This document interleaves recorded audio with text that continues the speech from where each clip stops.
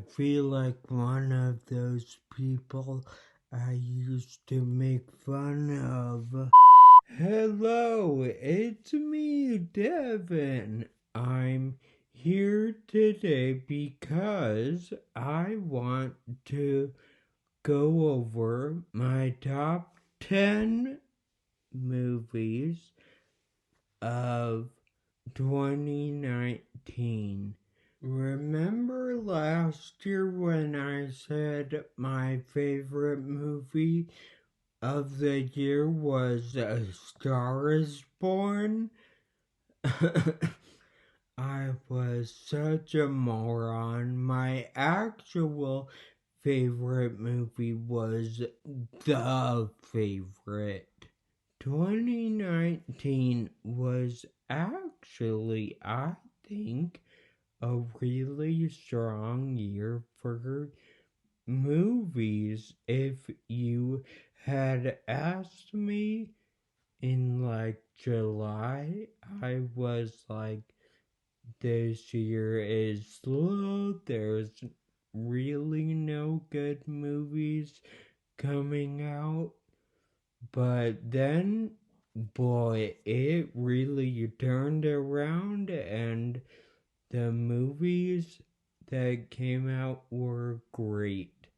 So let's go over my top 10 favorites. This isn't a list of the movies that I think are the best made or that will get Academy Award nominations. They were just the movies that I enjoyed the most and that I am most likely to go rewatch. Let's start with some honorable mentions. These are ones that couldn't make it on my list, but were close. The first one, Shazam. I really loved this movie. Okay, let's first get this out of the way. I really like Zachary Levi. So, odds are when he is in anything, I am bound to like it. The Marvelous Mrs. Maisel Season 2. My next honorable mention is Spider-Man Far From Home. I am a big fan of Tom Holland and also Jake Gyllenhaal. So when they're in a movie together, odds are I'm gonna really like it. And this one I did. My next honorable mention is the current war. Speaking of Tom Holland, well, and Benedict Cumberbatch, I think both of them are just great actors, and this movie included portrayals that I was really fascinated by and that I didn't know a lot about. Alright, my next honorable mention is The Aeronauts. I really liked this movie. It reminded me of this day probably about 10 years ago or something, but I was snowboarding by myself for some reason, which don't do that. It's probably really dangerous. But anyway, I was by myself and the sky was absolutely clear above me, and it was like dark blue, and the sun was shining, and like the contrast between the white snow and the dark blue sky was just I took a moment and was like, yes. And that is what this movie reminded me of, which is why I think I enjoyed it so much. And my final honorable mention is Late Night. I really loved this movie. I really love movies and TV shows that are based in New York City, and that's what this was. And that was really intriguing to me. Also, I don't feel like there are as many well made comedies these days, and I quite enjoy comedies, and I felt like this was a good movie to watch and just enjoy. Okay, now we can actually get down to my top 10 favorite movies of 2019. Starting with number 10, which is Uncut Gems. This movie I saw not too long ago, so it could go up on my list, but right now it's at number 10. I left this movie being like, you know, I didn't really like it, but over the past few days since I've seen it, I've started to think about it in ways I didn't before, and I now see that it was spectacular. Adam Sandler puts on a performance that, boy, it was so good. About halfway through the movie, I had to actually mentally pull myself out and be like, this is the same guy that was in Happy Gilmore. Like, it was so good of a performance that I forgot. Alright, let's do number 9, which is Booksmart. I loved this movie. It really should be getting more recognition than it is.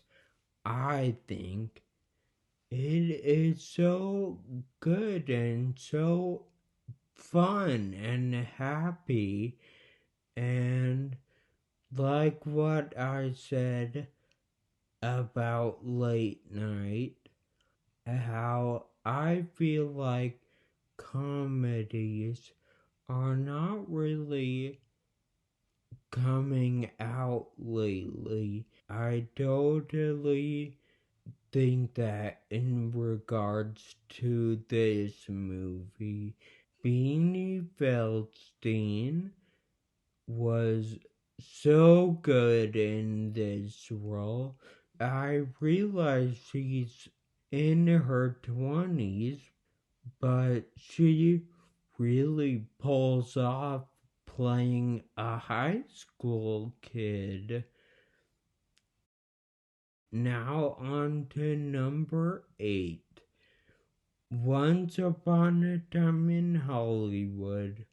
This was a similar movie to Uncut Gems for me, in that I kind of left the theater being like, I didn't really like that movie. But over time, as I've thought about it, I'm like, boy, that was a great movie. And the performances were really, really good. That is why it is on my list. On to number 7, which is The Irishman.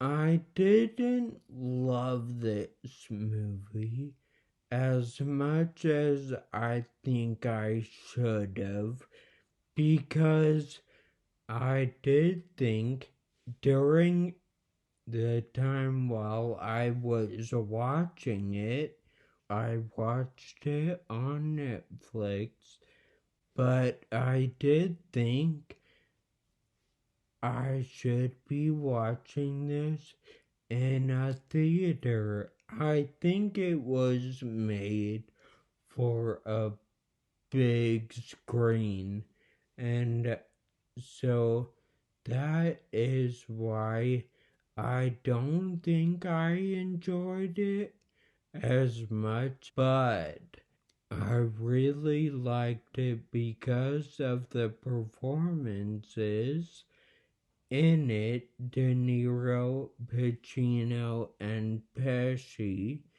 were all great in it, and I find it ironic that this year The Irishman was released, and also Be More Chill was released, which says, I'll never be a Rob De Niro.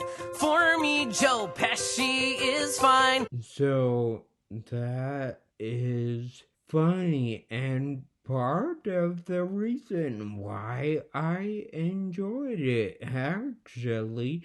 Not gonna lie. Well, now on to number 6, which is Jojo Rabbit. I kind of feel like this should be higher on my list, as I've mentioned about comedies. I love them. Give me a good comedy any day, and I will watch it and love it. And that's what this movie was for me, and I quite appreciated that. It's not easy to take subject material that is as controversial as Nazism and World War II and make it funny, but Taika Waititi was able to do that somehow, and I really appreciated that. Let's move on to number 5, which is Ford v Ferrari. I love this movie. I just recently resaw this and it confirmed its spot on my list. I think that Christian Bale and Matt Damon did great in their respective roles. It was such a fun experience seeing this, and based off of its box office success, I'm assuming most of the people who are watching this saw it, but if not, you don't have to be a car fan or a fan of Ford in order to like this movie. It doesn't hurt. Let's move on to number 4, which is Joker. Man, I loved this movie so much. I first off have to say that Joaquin Phoenix's performance was incredible. I personally like Heath Ledger's portrayal of the Joker a little bit better because I feel like he was more maniacal and crazy. But with that being said, it was really cool to see a backstory on a villain and kind of feel for him, which I'm not gonna lie, I did feel for him and was rooting for him during the movie. So that is why Joker is number 4. Number 3 is Little Women. I know, it is a book written for like teenage girls. However, the story was knocking me around, and the performances were so great, especially Saoirse Ronan and Florence Pugh. I heard somebody say Florence Pew Pew Pew, and I thought that was hilarious, so I've remembered it. But I also really love Emma Watson, who first stole my heart when she played Hermione Granger, because, I just love Harry Potter. Anyway, so yeah, Little Women is my number 3 favorite movie. Number 2 is Knives Out. I really just loved this movie. I saw it a couple times and it is so creative, and never before have I seen a whodunit movie that has an original story. It reminded me of an Agatha Christie story, although in 2019, which is a hard thing to accomplish and successfully accomplish at that. My number 1 movie of this year is Marriage Story. I really loved this because of how real it seems. I know you're probably like, Devin, you've never been through a divorce. True, I never have. So I don't know if the actual things that happened are real, but I have been around people for most of my life, and I was just so intrigued with how real all the people were. Scarlett Johansson in this and in Jojo Rabbit just seems like a really fun mom to have. After seeing both of these movies, I want to be her friend and be around her. I've never really felt that desire before, but I feel it now, and that to me signals an impressive movie.